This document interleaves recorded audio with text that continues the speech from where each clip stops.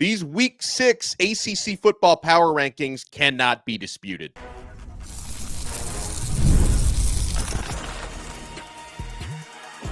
You are Locked On ACC, your daily podcast on the Atlantic Coast Conference. Part of the Locked On Podcast Network, your team every day. Shout out to the everydayers, and thank you so much for making Locked On ACC your first listen and your first watch today. We're available free wherever you get your podcasts. We're free on YouTube. We're part of the Locked On Podcast Network, your team every day.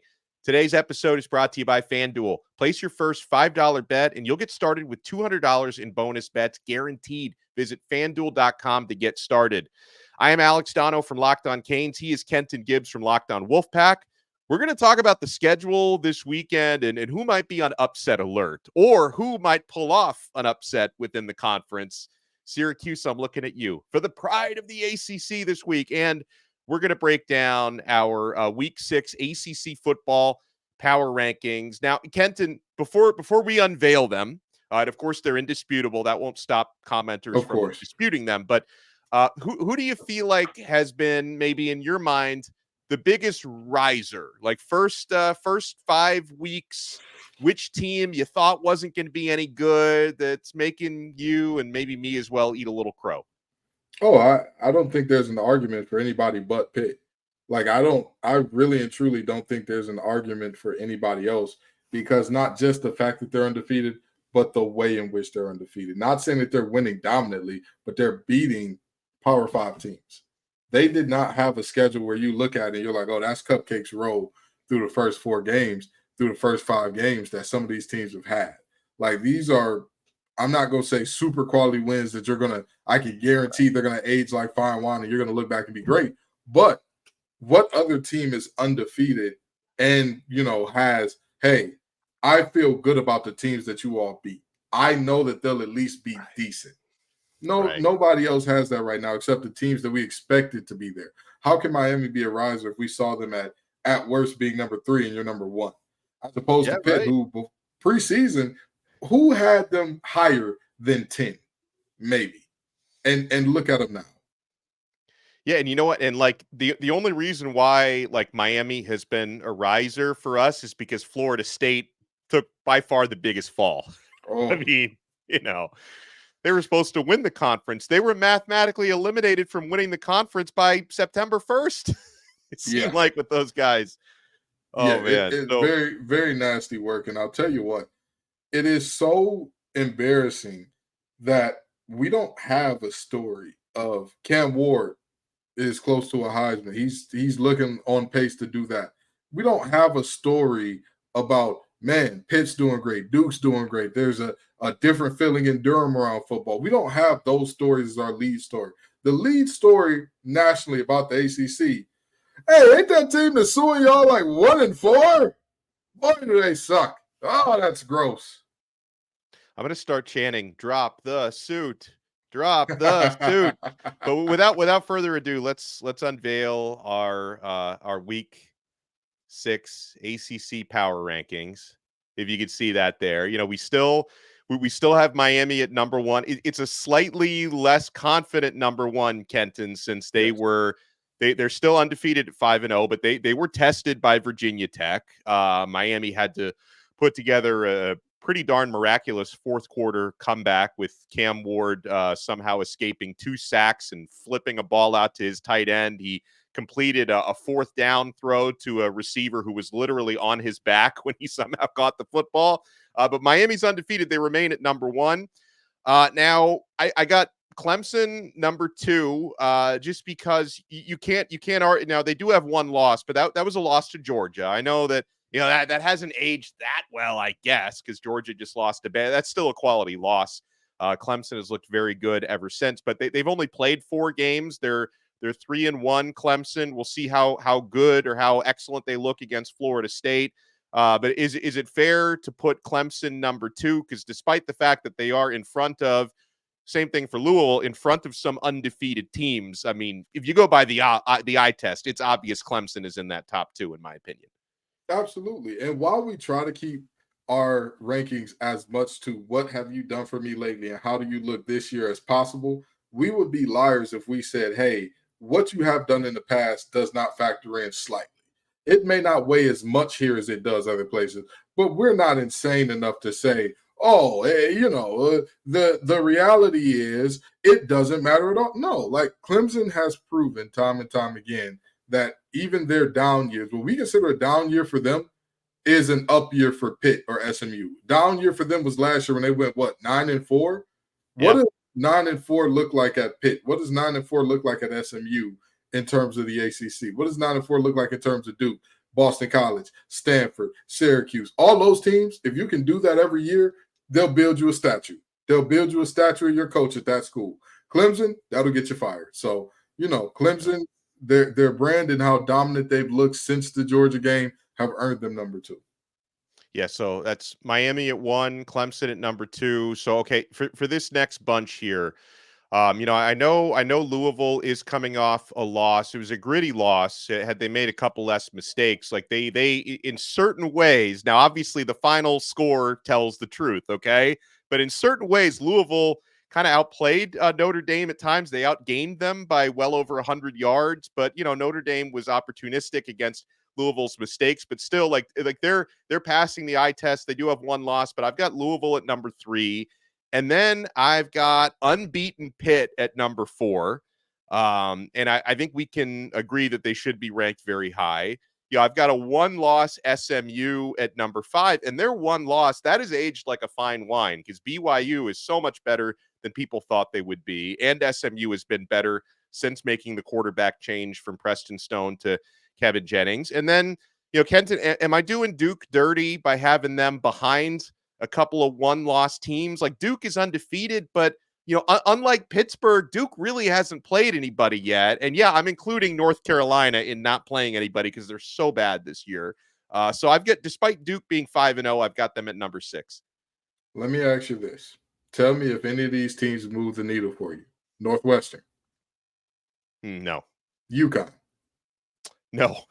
The mighty Middle Tennessee Blue Raiders. Now, remember what they did to your boys last year, but do they move the needle for you? Fifth Amendment, keep going. And last but not least, a North Carolina team that got 70 hung on by James Madison. In all fairness, none of those teams are necessarily needle movers. I get it.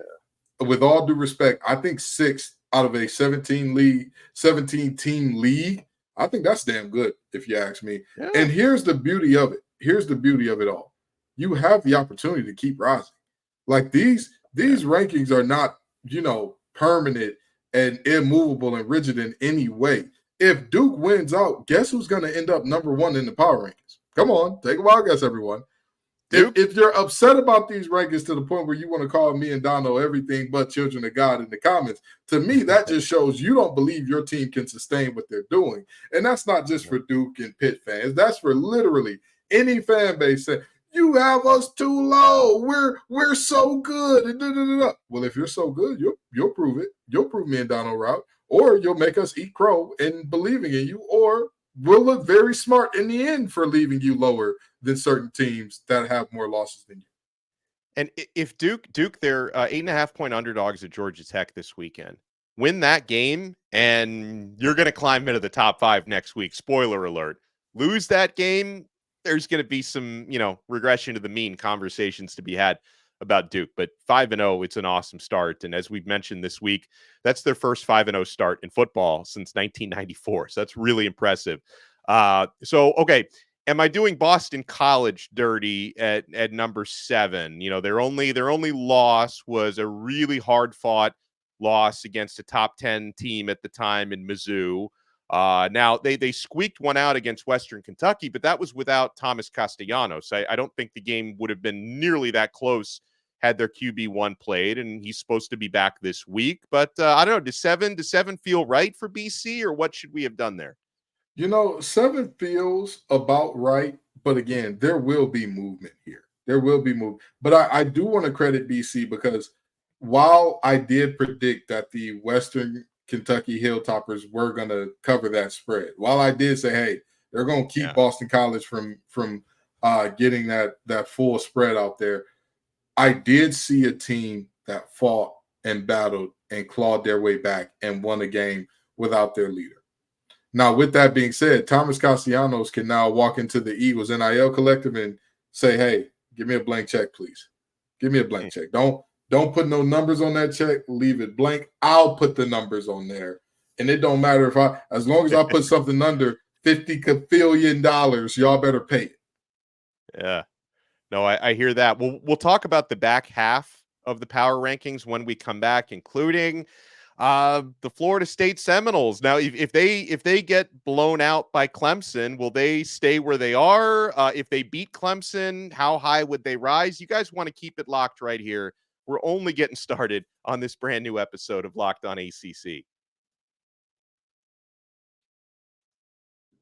We're only getting started with FanDuel. I mean, guys, you have all of these awesome games this weekend. You do have some big favorites. Miami is a double-digit favorite, 10-point favorites on the road against Cal.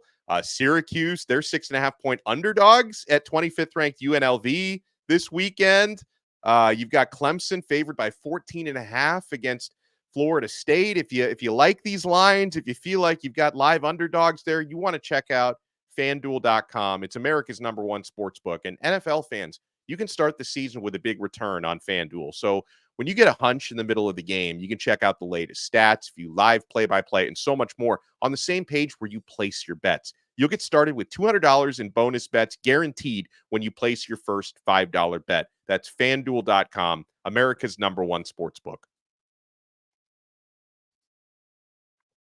Thank you for making Locked On ACC your first listen and your first watch today. For your next listen, guys, make sure you check out Locked On College Football with Spencer McLaughlin. I mean, he is a college football fanatic, as you know, Kenton and I, of course, are as well. But Spencer, that dude's built different, and he takes you through every single game, every single storyline, every single day on Locked On College Football. Like this show, it's available free wherever you get your pods, and it's available free on YouTube. So Kenton Gibbs, as we stroll through the rest of our power rankings here. Now, the next 3, 8, 9, and 10 is basically just based on head-to-heads, right? Stanford beat Syracuse. Syracuse beat Georgia Tech. Therefore, Stanford 8, Syracuse 9, Georgia Tech at 10. They make up kind of the meaty part of that bell curve here in these rankings. I'm not mad at that at all. That makes a lot of sense in terms of, how you decide to rank these teams and where you decide to put them. Because objectively speaking, I mean, we haven't seen a ton from these teams, but if you can get a head-to-head matchup to decide it, it makes sense. And here, 8, 9, and 10, I'm with it. Yeah, and so I've got Cal at number 11. I'm punishing them a little bit for only scoring 9 points against Florida State and losing that game, where everyone else is like running a conga line, just dancing past W's with Florida State. Obviously Cal does have a quality win. You can say what you want to about Auburn, but to go into Auburn and get that win the way they did, that was a quality win for Cal. Outside of that, the loss to Florida State, there are other games where, against nobodies out west. But listen, we've got Cal at 11, Kenton, but they've got a huge opportunity because number 11 in our ACC power ranking goes head-to-head at home in the middle of the freaking night against Miami this Saturday. So you pull that off, Cal, and you're probably going to be in the top 7 or 8 next week. The algorithm can't help you. You've got to show up and do the work on the field, okay?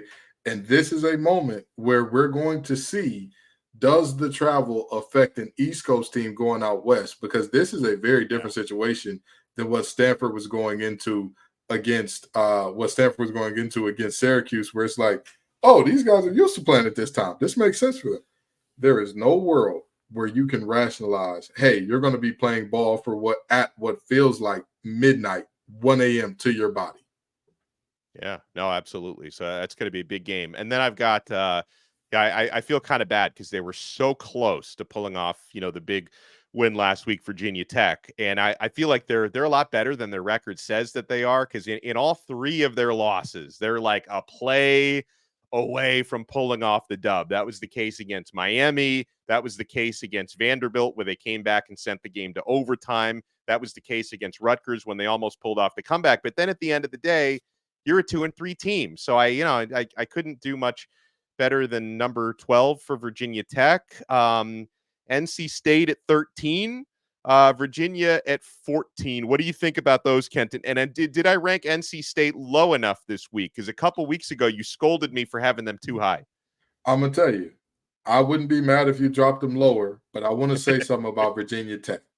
Yeah. One of the worst phrases in all of sports is they're better than their record shows. Let me tell you something. If ifs were fifths, we would all be drunk. And yet here, Alex Dono and I are sitting sober and super, super clear-minded because ifs are not fifths. Ifs are just ifs. If they had gotten one more play, if I were dating Megan Thee Stallion, I'd probably be a lot happier. But I'm not. I've still got to find a way to navigate life doing things as I do without Miss Pete as my old lady, okay? So Virginia Tech has to live with the reality of 2 and 3 the same way I got to deal with the fact that me and Meg ain't together. It just is what it is. So then, I mean, any protest on Virginia at 14? I didn't really know what to do with them. I put them at 14. UNC at 15, like they need to be punished for the last 2 weeks. That's why I ranked them so low. I mean, 2 weeks ago, you let James Madison hang 70 on you. And then the following week, you've got a 20-0 lead in the fourth quarter against Duke, and you blow it.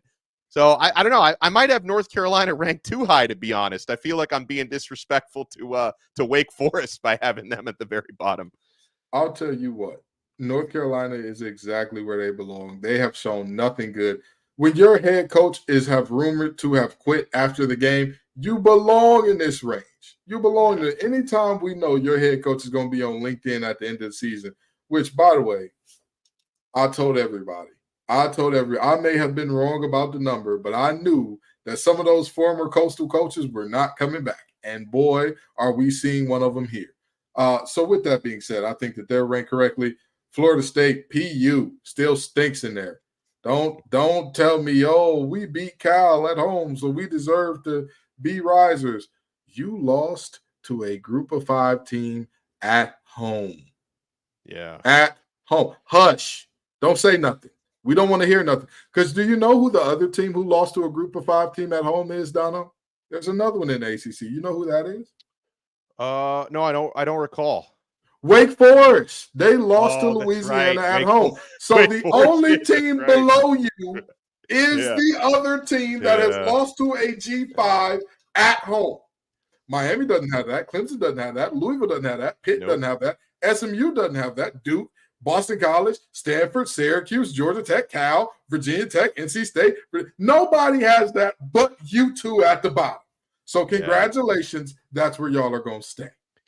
Yeah, and with Florida State, I mean, heading into the Clemson game this weekend, even though they're at home, it would feel like a miracle for them to win that game. We'll talk about the potential of an upset in a little bit, but at the same time, it's like, I mean, I still in a way like I penalize Florida State for their awful record, right? They're 1-4. They only scored 14 points in their one win this year. But at the same time, like if you were like Kenton, if Florida State was playing North Carolina this weekend, you probably would favor the Seminoles, wouldn't you? Like if they were at if they were playing North Carolina at a neutral site, if they were playing Virginia at a neutral site, you'd probably favor Florida State, but the resume is so bad that they had to be this low. Who would favor Florida State? Let me tell you something. I've learned my lesson. Watching this team get beat on. I mean, taken out to the woodshed, spank that baby, put them to sleep down there in Dallas. I wouldn't bet on this team because, again, Donald, is there a single game this year where they were underdogs yet? Were they favored against SMU as well? I'm pretty sure they were. Yes, they were. They were favored. Or no, actually, sorry, no, they were 6.5 point underdogs against SMU. They were. So they were. But did they cover? Did they come close to cover? Not even close. They lost by, what is that, 26 points they lost by? Yeah, it's not close. I'm not favoring them against anybody except Wake Forest. That is the only team that I would favor them against. And I'll tell you what, Wake Forest has an opportunity to jump up the charts if they beat their in-state rival, my alma mater, NC State this weekend. So all in all, Florida State is where they are because, again, they have a unique qualifier that none of these teams have except them and the team below them. So like we said, indisputable. These are the ACC Indisputable. Power Rankings for this week. We got Wake Forest 17 at the bottom, Florida State 16, North Carolina 15, Virginia, NC State, Virginia Tech at 12, Cal, Georgia Tech at 10, top 9. Then you have Syracuse at number 9, Stanford, Boston College, Duke, SMU at number 5, Pitt at 4, Louisville 3, Clemson 2, and Miami number 1. And we'll see if there are any serious shakeups this week. And if there's going to be shakeups, it could be because we have upsets. So let's talk about, we got the FanDuel odds with us. Let's talk about possible upsets in the ACC, including maybe an ACC team that can pull off a non-conference upset this week. You guys want to keep it locked right here. We're not done yet on this brand new episode of Locked On ACC. And we're certainly not done yet with Game Time. Game Time is the only ticket app that Kenton and I use because not only are we getting the best deals, including right before the event, like there's something exciting about knowing, hey, if I'm going to a game on Saturday, instead of buying my tickets on Tuesday, maybe I'll buy my tickets on Friday because the prices are going to go down. They always seem to do that on the Game Time app where you're getting these last minute tickets at unbelievable deals. And Game Time has a new feature called Game Time Picks that makes getting tickets to your favorite live events even easier. Game Time Picks filters out all the fluff to show you only incredible deals on great seats, whether it's a sporting event, a concert, a comedy show, musical theater, so you don't have to waste time searching through thousands of tickets. Folks, I love getting panoramic views from my seat right in the Game Time app before I buy. I love the lowest price guarantee, or Game Time will credit you 110% of the difference. Guys, take the guesswork out of buying tickets with Game Time. Download the Game Time app, create an account, and use code LOCKEDONCollege for $20 off your first purchase. Terms apply. Again, create an account and redeem code LOCKEDONCollege for $20 off. Download Game Time today. What time is it? It's game time. Thank you so much for making this episode of Locked On ACC your first listen and your first watch today. We're free wherever you get your podcasts. We're free on YouTube. We're part of the Locked On Podcast Network, your team every day. All right, so Kenton, I'm looking at underdogs this week in the ACC. Now, the line has jumped around a lot this week between Miami and Cal. This could I don't know if it could be a trap game for Miami, because if they didn't, come to the realization last week that, hey, anybody can beat you out there. Like, football is a ruthless sport. You can lose to anybody. They almost lost to Virginia Tech last week. At the same time, though, like I can understand why that there's people giving some love to Cal. They're hosting an ACC game for the first time. They've got ESPN College Game Day coming to Berkeley for the first time ever, which seems crazy, but that's the first time they've ever been there. They're 10-point underdogs. So it's like, if you were going to make this game into a Disney movie, Cal would win the game. Now, real life is not necessarily a movie, but this is definitely one to look at, Kenton, because with Miami, I think there was a lot of correctable stuff that went wrong last week, but they didn't play well. And so, this is definitely an opportunity for Cal. It is an opportunity for Cal, and there are still a lot of outstanding questions about Miami. I don't think that, the same criticism that we've levied about some teams in terms of you haven't played nobody yet, the exact same thing can be said of Miami. You have not. I joke about you haven't played a Power 4 team that still has their head coach. And then when you do, it takes a Herculean effort from Cam Ward. It takes an absolute bungling of a call like we have not seen since some weird kick return thing where there were a bunch of laterals and whatnot. It takes a ton to beat that team. So now we're asking ourselves, how good are you against actual teams? Is Cal an actual team? Lots of outstanding questions there. Yeah. But another part of this is the NBA has something called scheduled losses, where they schedule you 2 games close and back-to-back and all that good stuff. This could be one of those scheduled losses for Miami, not because the games are close. They played Friday night, so they got an extra day of rest. It's the timing of it all. It's the fact that these guys, if you don't put Cal to bed early, which I think they're capable of, but if you don't, and that game wanes on, and it's a close game, let me tell you something about my calls, okay? Alex Dono is uber talented. I mean, he's one of the best that I've ever heard on the microphone. But that man does not want to be up past 10 p.m. ever. Y'all gonna keep I gotta do post game until 4 a.m. on the radio. And that's what I'm saying. Y'all gonna keep my boy up till 2:30 a.m.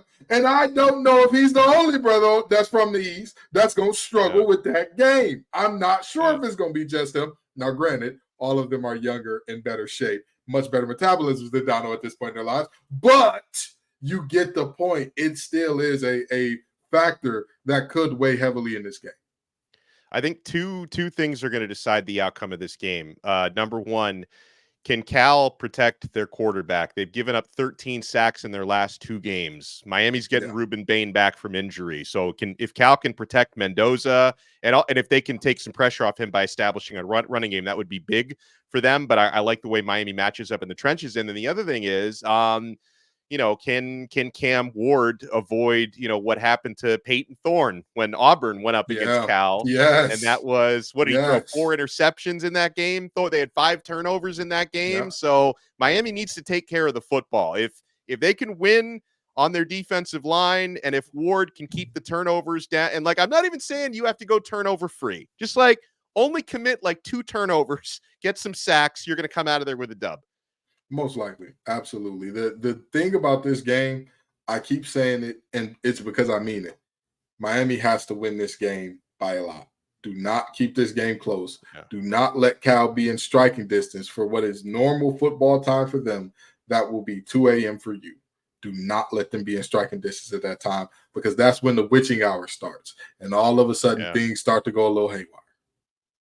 All right, so here's another big underdog. Despite their 5-0 start, people are skeptical about the Duke Blue Devils. Now, we have Duke ranked in front of Georgia Tech in our power rankings, but that doesn't stop Georgia Tech from being favored by 9 points at home, Kenton. And usually home field, they say anecdotally, is worth about 3 points. So Georgia Tech is giving 6 points on top of that 3 points. Now, I love Duke's aggressive YOLO defense. They're going to blitz you a lot. They're going to generate a lot of tackles for loss. I think they lead the nation in that. But, do you think they come back to reality this week? No, I don't think that happens this week, because I don't think that Key has a consistent enough team. Is it possible? Absolutely. When they're playing at their best, for sure. One thing that I've learned about a lot of these coaches that make you feel like you can run through a brick wall, they're very mercurial. And it's not just them. The team takes on that personality. There's not a steady, hey, this is who we are. Our coach is super high strung. He's super energetic, but we're the same team every week. Those teams have the ups and the downs and the all arounds and the loop-de-loops. I don't know which Georgia Tech team I'm going to get. So I would never spot that team a full touchdown against a team that's undefeated through 5. I just wouldn't do it. Do I think Georgia Tech wins this game outright?